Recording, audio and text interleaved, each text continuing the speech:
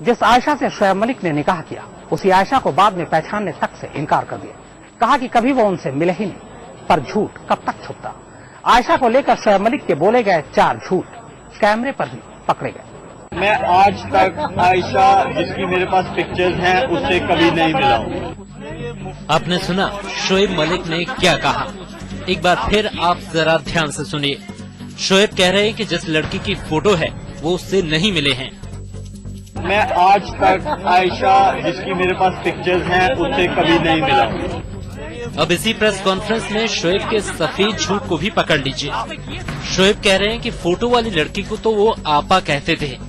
Picture वो दिखा रहे हैं that lady I used to call her आपा एंड आपा means elder sister and they are asking me to divorce her, please for God sec.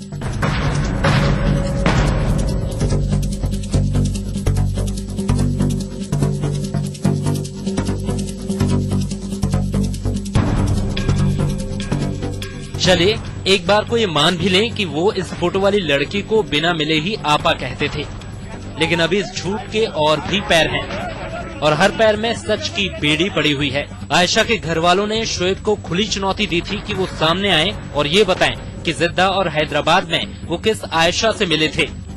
I don't want to believe that man at all. That man is telling lies since the beginning, and Shoaib is hiding. Why? He should come forward. He has seen me. He came to Hyderabad 3-4 times. He came to Jeddah. He came there. He met us. अब जरा सुनिए शोएब का जवाब। वो कहते हैं कि वो तो कभी आयशा से मिले ही नहीं। मैं आज तक आयशा, जिसकी मेरे पास पिक्चर्स हैं, उससे कभी नहीं मिला हूँ। ये वही शोएब हैं जो चंद साल पहले आयशा को अपनी शरीके हयात कहते हुए शर्माते भी थे और मुस्कुराते भी थे। मेरी शादी हो चुकी, मेरा निकाह हो चुका हुआ है और वो जद्दा में रहते हैं। वैसे वो इंडिया हैदराबाद के रहने वाले हैं बेसिकली।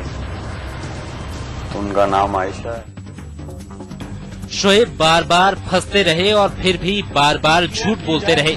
खुद को सच्चा साबित करने के लिए उन्होंने आयशा को चुनौती भी दे डाली कि वो लोगों के सामने क्यों नहीं आती। Why she is making statements behind the screen? सामने क्यों नहीं आते? I'm here. शोएब की इस चुनौती का आयशा ने तो जवाब दे दिया था।